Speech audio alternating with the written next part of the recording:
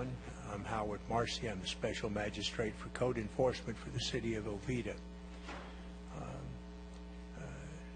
I declare the August 28, 2014 session now open.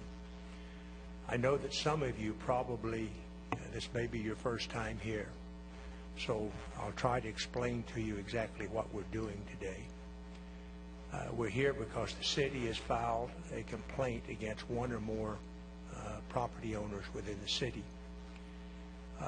My role as special magistrate is to conduct a full and fair hearing, and after that I can do one of several things.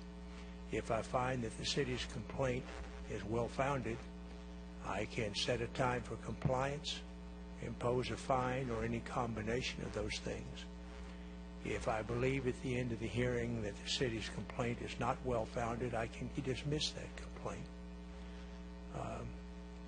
Having said that, I should tell you that any testimony presented today is going to be under oath. And for that reason, who's going to be presenting the case or cases for the city today? All right, would you come forward and take the oath, please? Do you solemnly affirm that the testimony you shall give today shall be the whole truth and nothing but the truth? I do. All right, thank you. The first case I see on the docket is the case number CE 14-001432, Shivan Dua and KGB Properties, LLC. I do see a motion for continuance. What else does the city have on that? Your Honor, the motion for continuance was a contingency based upon whether the respondent paid the impact fees that were due to the city. The respondent did pay the impact fees to the city today. I have a receipt for the full amount. As such, Your Honor, possibly dismiss the case. All right. That having been said, the case is dismissed. Thank you, Mr. Thank Marcy. you. The next case is CE 14-001553, QJB Properties, LLC. Ms. Coles, are you presenting that one? Yes, sir, I am. All right. What do you have to present? All right. Good morning, Your Honor. I'm Monica Cole, Code Enforcement Officer for the City of Oviedo. This is case CE 14-1553 for 1977 Alafaya Trail, Suite 1001, which is in the city limits of Oviedo in Seminole County.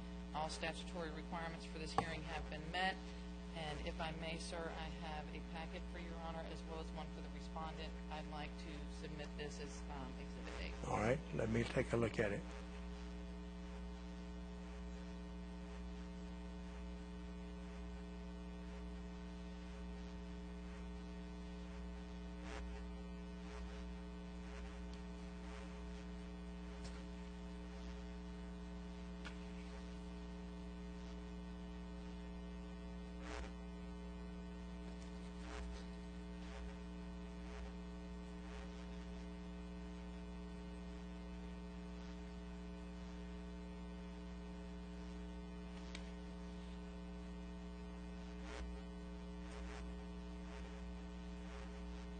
All right. The package you presented is comprised of 11 pages. Unless there's an objection, I will receive that into evidence. Anyone have any objection to receiving it into evidence? Yes, sir. First off, I really doubt what I have to say really matters. Well, please state your full name. My name is Shivan, last name Dua. I am the owner of Breakfast Level Oviedo. Okay. Please raise your right hand if you're going to be presenting testimony, Mr. Dua. Do you solemnly affirm that the testimony you shall give shall be the whole truth and nothing but the truth? Yes, sir. All right. All right. Right now, the question is, do you object to any of the documents going into evidence? Do I object that the breakfast, brunch, and lunch was put up after the initial signage? No, I do not. check that. That's Okay. accurate. Okay, then we will accept the 11-page document into evidence, and in a moment you'll be given a chance to address the issue of whether it's proper or not. All right? Ms. Coles? Yes, sir. All right, the first page in the packet is the Seminole County Property Appraiser sheet that does show that this property is located in the city limits of Oviedo. The initial inspection was conducted on July 16th when myself and my manager, Mr. O'Rourke, were out on another purpose. We observed that words had been added. The sign had been expanded. Originally, it was permitted for Breakfast Club. It now has underneath breakfast, brunch, and lunch. That's the second page in the packet is the City of Oviedo sign permit that was issued, along with the picture of what was permitted in the original sign application. All right, so the original sign said Breakfast Club. Yes, sir. That was what was permitted in the permit.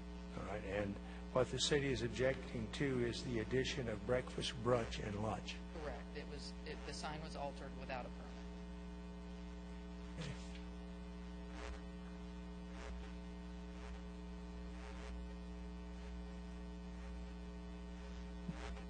That's the next page in the packet, as you can see where breakfast, brunch, and lunch. All right, I see that.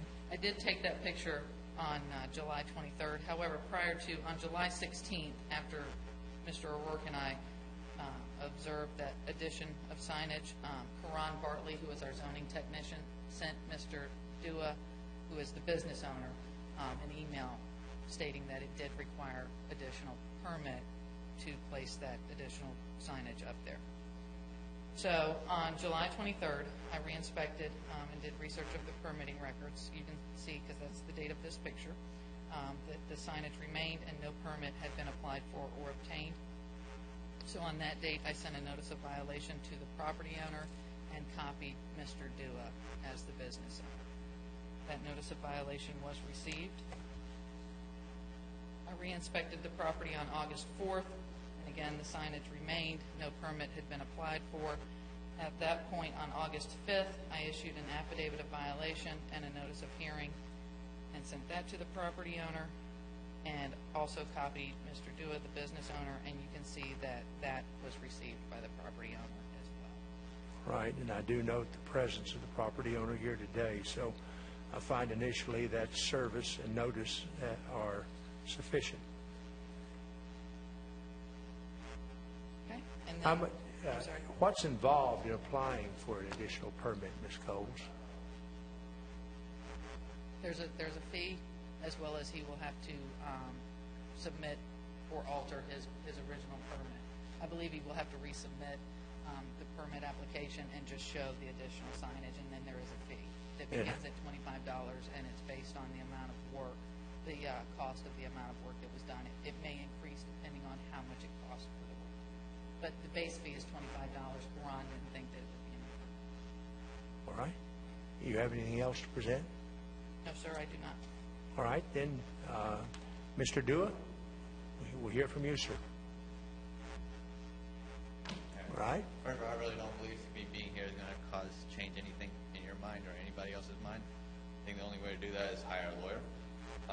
So I've paid over close to $30,000 in the past 7 months. I'm a brand new business owner in this area. And it's a matter of $25. It's not a matter of $25. $25 is nothing. It's a matter of principle. It was supposed to be part of my original sign. However, my sign guy messed up and didn't bring the letters. If you go to any of our other locations, we have 8 other locations. The signs are exactly the same. Breakfast club, breakfast, brunch, and lunch underneath. He messed up, I understand. I don't believe I should pay $25 to put up some letters when I've paid $30,000 in impact fees for cops to make sure my restaurant is okay and all this stuff. I've had a break-in. Where were you guys at that point? Nowhere. I haven't heard anything back since that point. There was graffiti put up on my walls. Where was code enforcement at that point? I don't know. They only come around when I put up letters and they need some money, $25.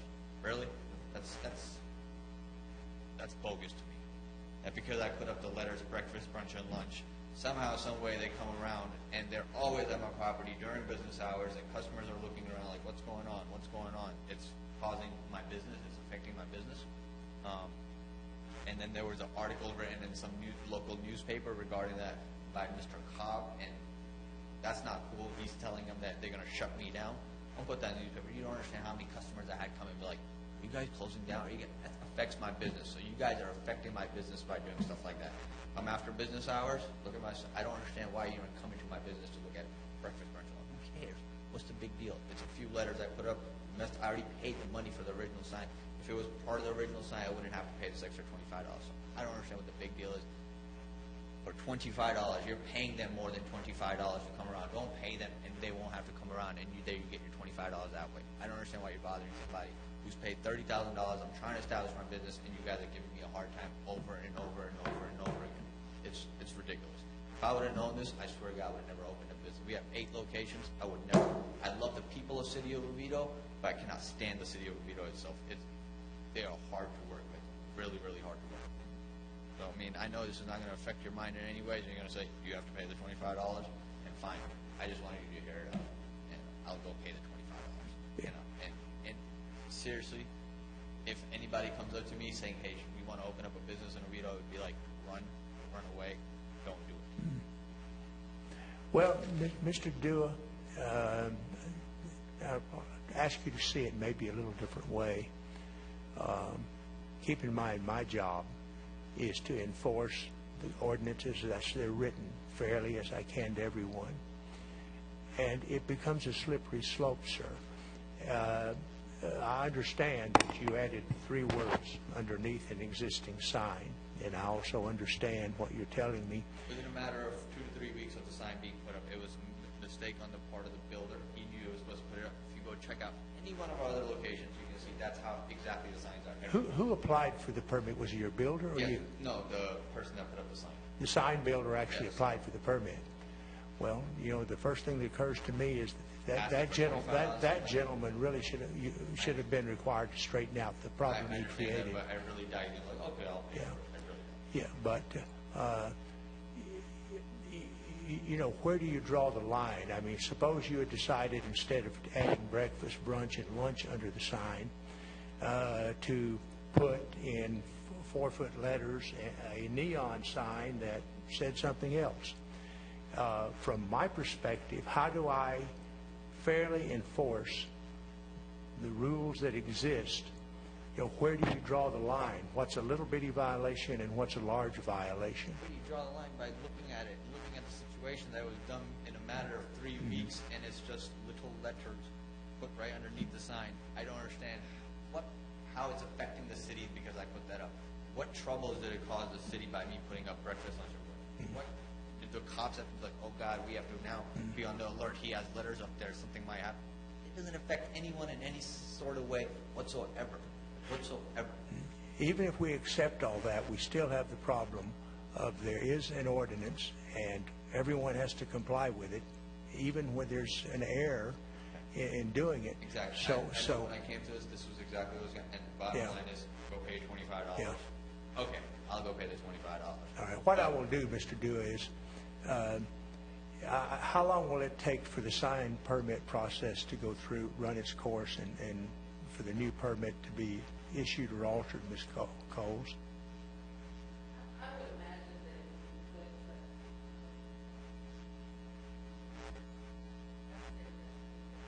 put All right. I would be more comfortable with it. All right. What I will do is set a date for compliance.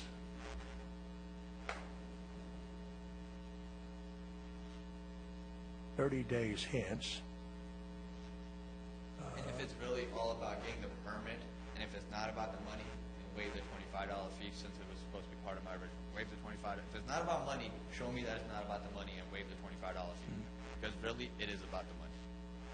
That's what it's about. It's about getting money any way possible. That's what it's about. Well, I realize you see it that way. Unfortunately, my job is to determine if there's been a violation of the ordinance, I completely and understand I that. have no choice under the circumstances. I completely understand that. Yeah. But if it's not about the money, if you want to show that's not about the money, we're just trying to make sure everybody follows order, then make it part of my original plan and waive the $25. It's $25. $25 is not going to do anything to me, but it's about the principle. is irking me to give you $25. Well, It really is. that's a decision that's up to the city. Unfortunately, I have no control over that. So who has control over waiving the $25 fee? Well, that would be whatever department is in charge of issuing the signs. How would you waive the $25 fee?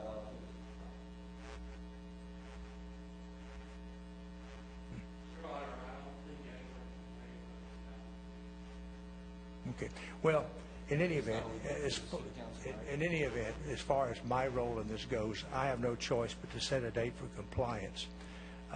We'll set that date at midnight on September 30th.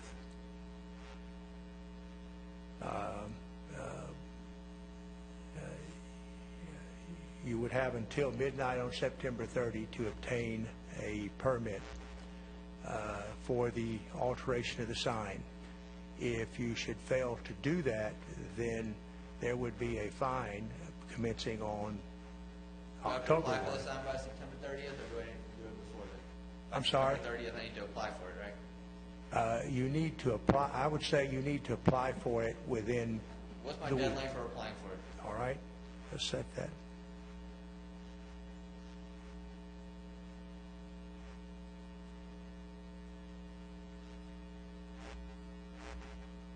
Deadline for applying is September 9. Okay.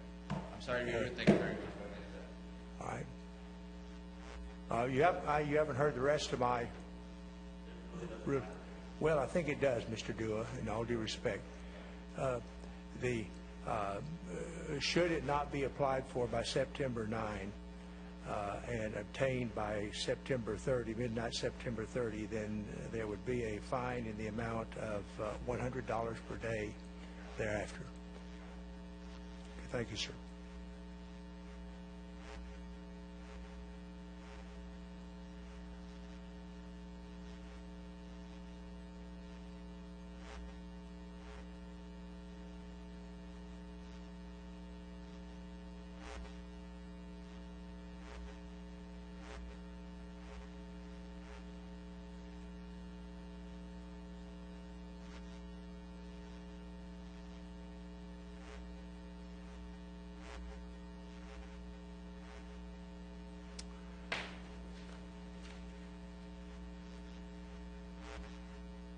All right, the next case is case CE 14001512 involving Miguel McCormick. It's an alleged violation of Section 22-173, overgrowth nuisance lot. Mr. O'Rourke. Good morning, Your Honor. My name is Sean O'Rourke. I'm the Code Enforcement Manager for the City of Oviedo.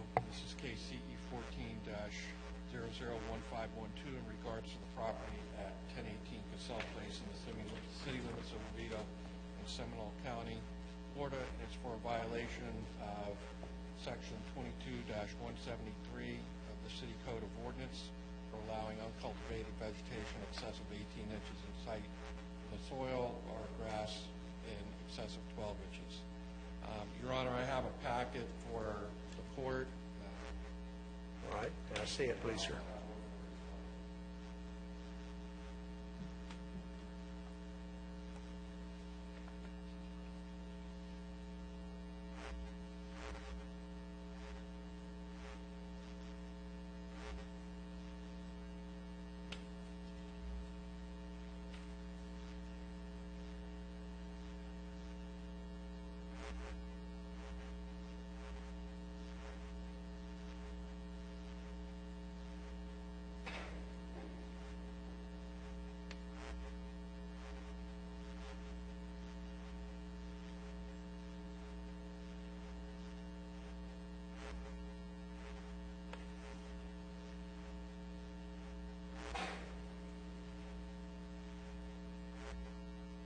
I get 35 pages.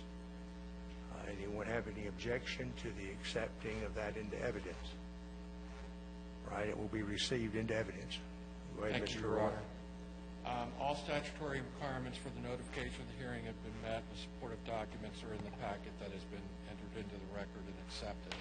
Your Honor, the first page is the current Code of Ordinance, Section 22-1, Section 22-172, the definitions, and Section 22-173, overgrown nuisance lots.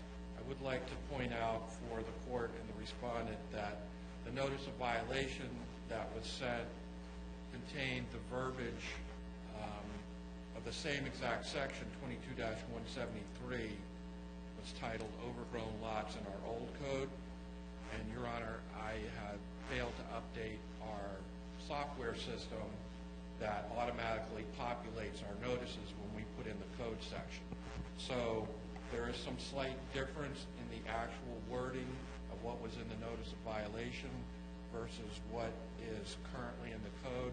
But I would like to point out that there are certain words that are verbatim in both sections.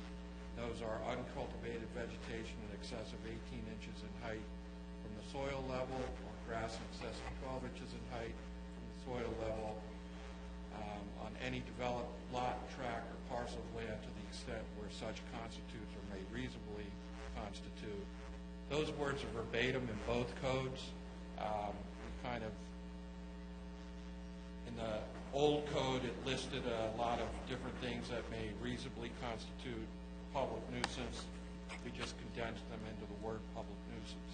But I do want to point out for the record that the old code was what was cited. The sections are the same, and in principle they're the same requirement. Roger. Okay, the first page you have is the property appraiser, which shows that Mr. Miguel McCormick is the owner of the property at 1018 Facel Place, and that it is within the city limits of Oviedo. The next document in your packet, Your Honor, is the notice of violation sent on July 15th of 2014. And again, it's quoting Section 22-173 of the Code of Ordinances for allowing uncultivated vegetation in excess of 18 inches in height from the soil or grass in excess of 12 inches in height to the extent where it constitutes or may reasonably constitute, and the new code says a public nuisance in place of all the verbiage that's underneath there. The corrective action was to mow or cut the uncultivated vegetation by July 25th. Your Honor, you have pictures there of the property that were taken on July 14th by myself. The first picture shows the right-hand side of the property. The subject property is not the mowed property, but the property with the growth on it. The next picture in line is just a different angle covering the front of the yard of the property where the silver truck is in the picture. The next picture is a little bit further back. You can see in the right-hand corner of the picture there's large, I believe they're called dog fennels, weeds that are somewhat tied up. The next picture is just a closer picture of the front yard on the left side of the house. And then the final picture is a further out shot of the same dog fennel type material, plantings around the mailbox. And the next picture is further over the house is in the, you can look in the upper right hand corner and see the roof of the house. It's just at different angles, trying to get a view towards the back property, the backyard of the house. And again, another picture a little bit closer up showing some of the overgrowth. The following picture with the pickup truck in the left corner is again just trying to shoot a close-up down the side of the property. And one final shot of the front of the property. We did not get, the notice was not picked up, so we sent a second notice of, I sent a second notice of violation on July 31st. It stated in there that we'd sent certified mail and that it wasn't picked up, so we sent a second notice of violation with a new corrective date of August 10th. I posted the property posted the notice at 1018 Cassell Place. We also sent it first-class mail and posted it at City Hall. These are the pictures taken from July 31st, 2014. And again, there's no substantial change to the parcel. You can see basically the same angles. This is the left side of the front of the house. This is a picture going up the walkway to where I posted the notice. You can see the path going up is fairly overgrown. This was a picture from the path towards the side of the yard. The next picture is walking straight up to the house. Again, you can see that the pathway, sidewalk to the house is quite overgrown. A lot of what I would consider to be weeds, uncultivated at the very entry to the property. The next picture is a picture of the posting of the property, the second notice of violation on the door. It's the one in the center of the picture on the door. Then this is where the certified mail had been returned as unclaimed from the first notice. The next item in your packet, Your Honor, is the notice of hearing. And the notice of hearing was prepared on August 14th. It was for hearing today on August 28th. You have the next document is the affidavit of violation request for hearing. You have the affidavit of service stating that I posted the property at 1018 Cassell, along with sending it first-class mail, posting at City Hall. That was in addition to the certified mail sent. The envelope you see there below the original notice of violation is the posting. I faced it inward so that if the respondent came to the door, they would be able to see the addressed envelope. But the envelope is below the original, or the second notice of violation that's still on the door. And then these are just a further out picture showing that the conditions are still the same from when I had been out there previously on the 2 inspections. The next picture in the lot is just a overview, a large shot of the entire property in the front. Next picture in your packet is a bit of a close-up. These pictures, by the way, Your Honor, I'm sorry, I didn't clarify that. The last pictures with the posting were taken on August 14th. Pictures and the dates are listed on those pictures. The next set of pictures that start with a general view of the house and have no date on them were taken this morning by myself. These were taken today. These are the horizontal Yes. photographs. Okay. So I will say that if you do look at these pictures, there has been some work done to the property. You can notice on the left-hand side there's been some maintenance. And then the second picture is a close-up of that shows there has been some work done on the property, on the yard. The third picture in the packet is, again, a close-up of some of the vegetation. The next picture is the walkway up to the door, which in the city's opinion is overgrown. Then the following picture is showing the only one, Your Honor, that I can actually identify with the help of the arborist was the dog fennel, the ones that look somewhat like ferns that are sitting right behind the garbage can that are good 6 to 8 feet height.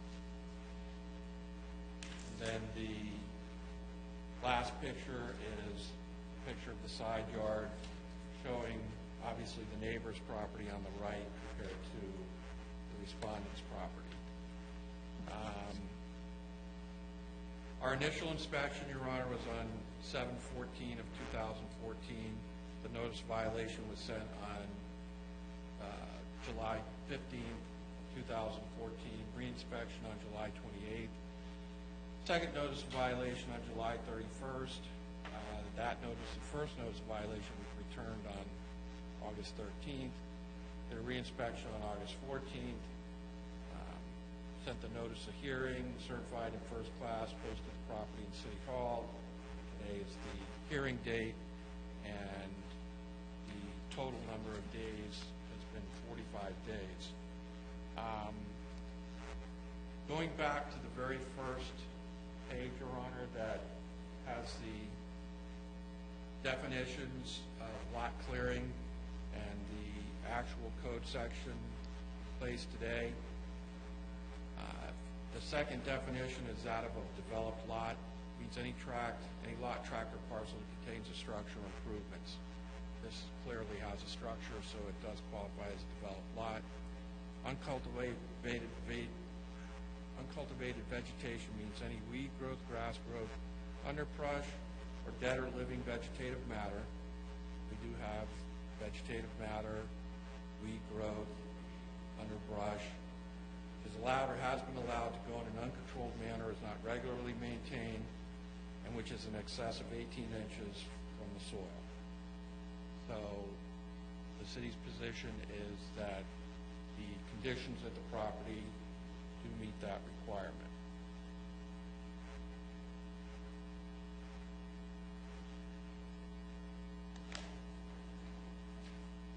All right, anything further? All right, is Mr. Miguel McCormick here? Mr. McCormick, you want to come forward? You raise your right hand, please, sir. I will tell the truth. Would you raise your right hand? I will tell the truth. Sir, if you want to give testimony, I'm required to administer the oath to you. Is there some reason you are unable to do that? All right. Will you tell the truth? Sir. All right, then I will regard that as the oath. We're in agreement. Tell us why the city's complaint is not well-founded, sir. I would say, okay, that's fine. Okay. I would say it's a mixture. I'm happy to see a lot of these. Those are nice photos, and I'm really, pleased with what I see, because I put a lot of effort into growing a lot of that stuff about which he is complaining, and it is purposeful. It's not all for visual, which I do like that part of it. But the main thing. All right, for butterflies. Okay.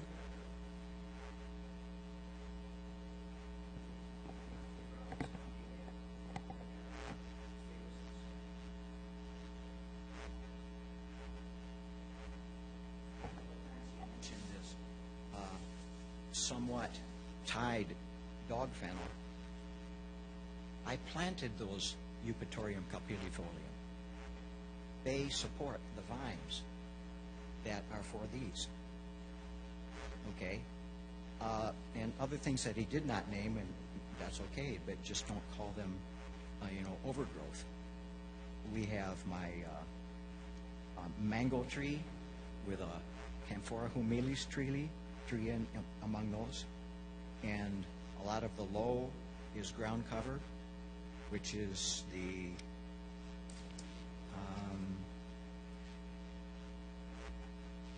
ground cover. I've got that. I've been doing a lot with that, and to some unindicated eye, it might look like it's overgrowth, but it is ground cover plants. And it is of the genus Cuphea, and the Anartia jatrophae butterflies really go for that. What's the valid part of what he's saying, in particular, is seen in the walkway approaching the front.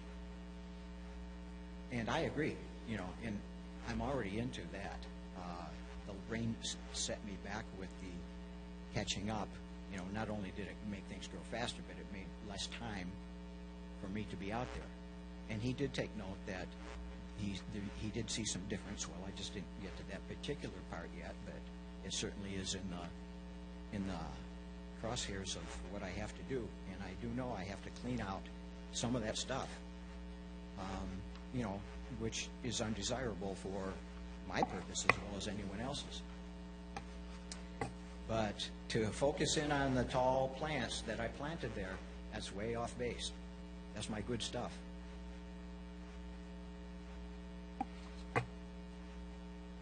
I'm looking at one photograph here. It looks like your front entryway, your front stoop. The front entryway is the bad part, definitely. Well, in addition to the plants, I mean, I see it looks like a clutter of paper and debris. Why is that necessary for your butterfly cultivation? Maybe I have to look at the right one. Is it on the sidewalk? This one here, sir. Oh, yeah. I just never go there.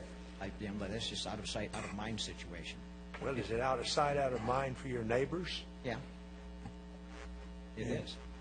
But and if it weren't, I would have to go take a look. As it is, no one besides, and including myself, really cares about that part. And it's an easy thing. That's so fast to clean that up. No problem. I see another photograph here. That's early on in the package. It looks like, find it.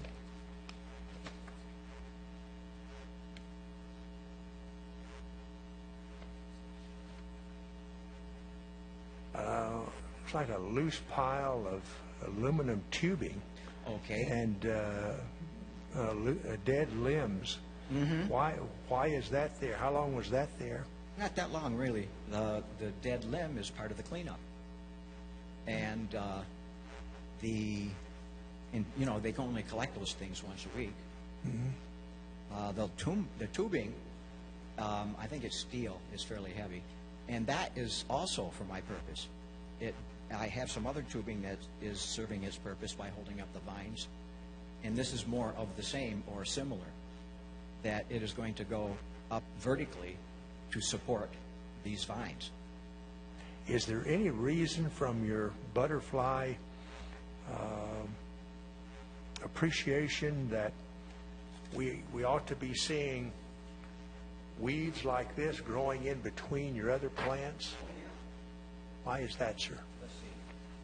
Some of that is the kufea, but some of it is not. Like, around here, if we looked at it right now, it would be cleaner, and that would still be here. Okay. But around like this, maybe isn't there anymore. Is there any grass, or is it what in between the butterfly specimens, the plants? Mm-hmm. What do you have planted? Do you have any sort of lawn at all in between these plants?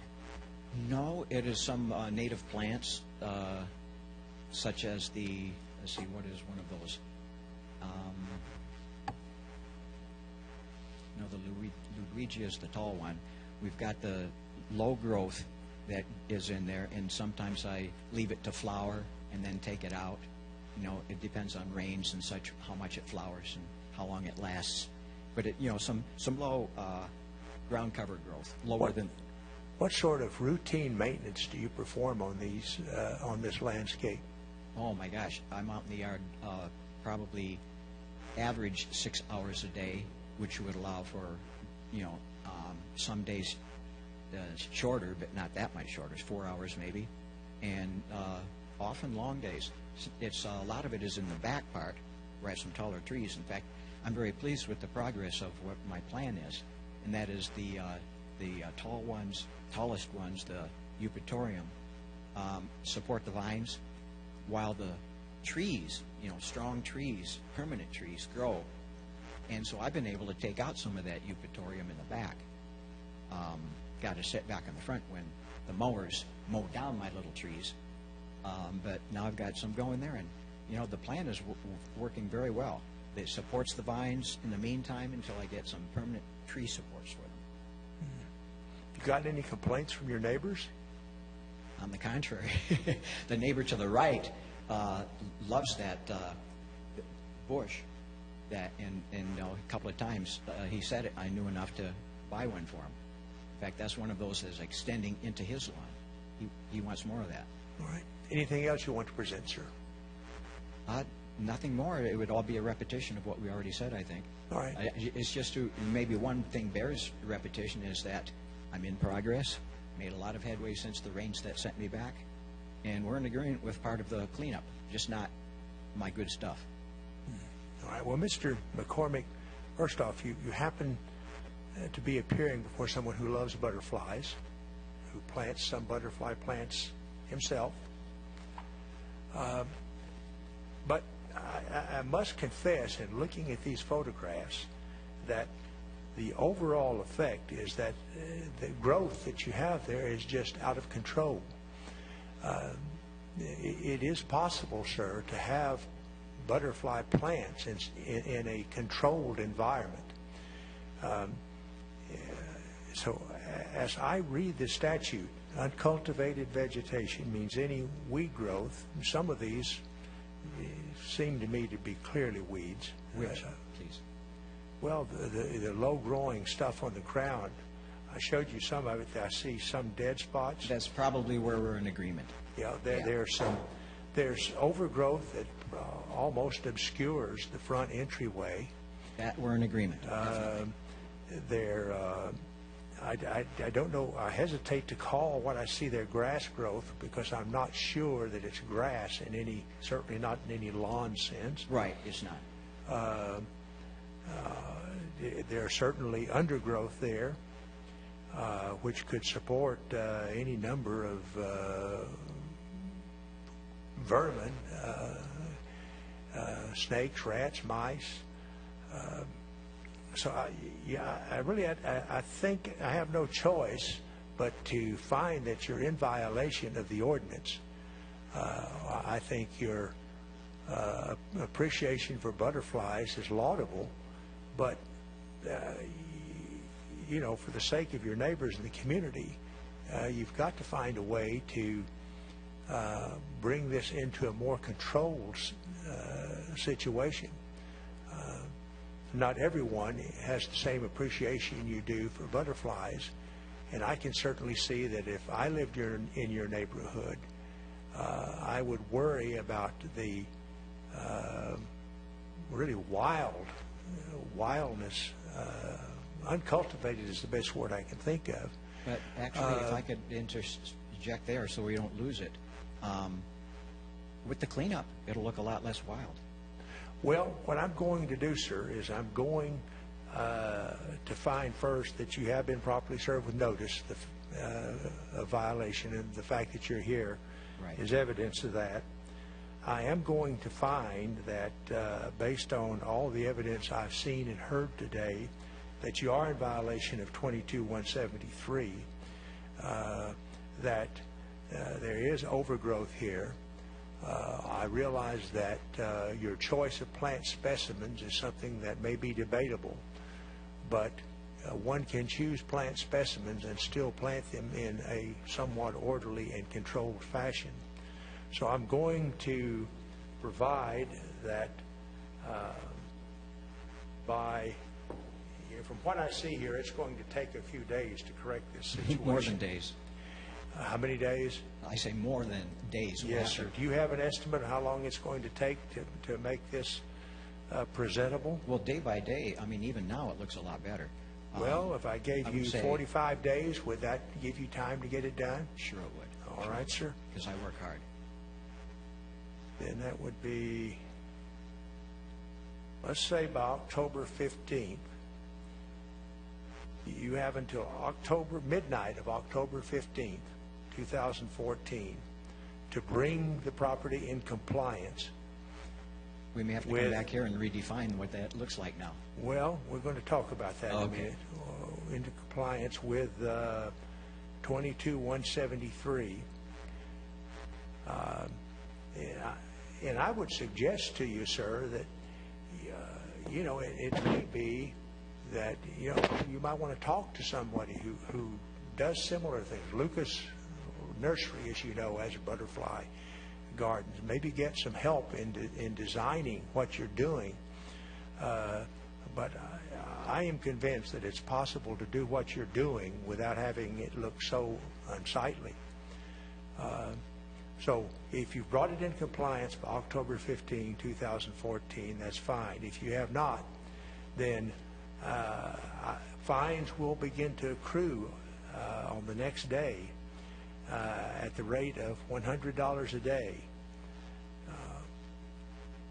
Yeah, I hope you find a way, I really do, of balancing your love of butterflies with a more controlled look of the landscape. I think that's possible, and I'm sure you can find someone to work with you on that.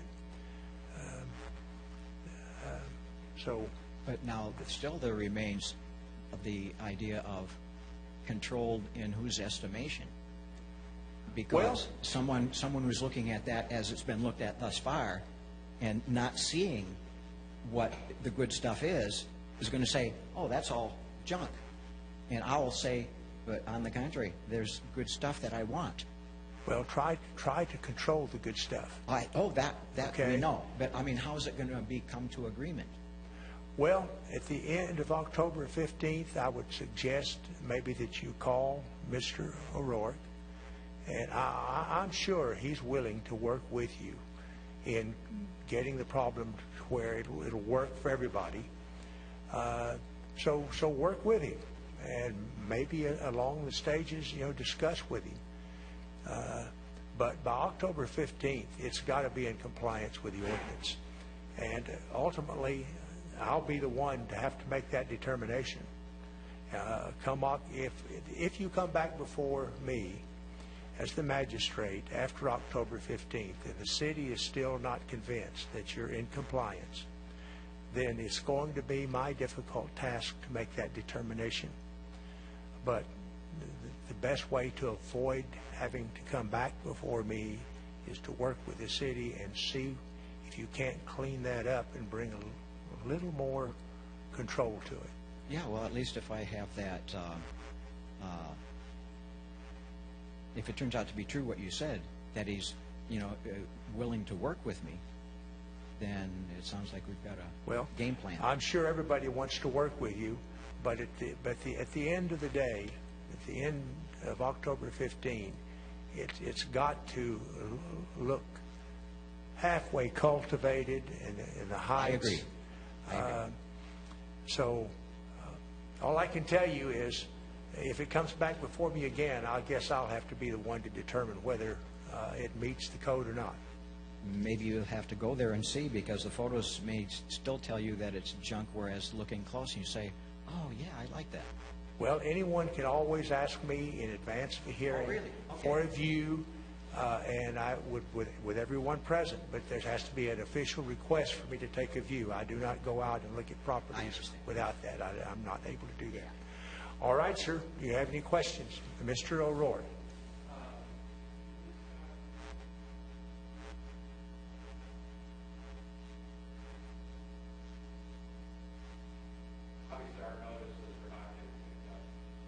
Yes.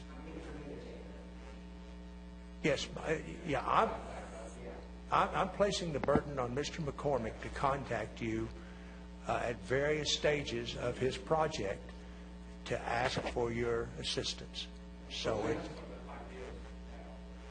Yeah. Yeah.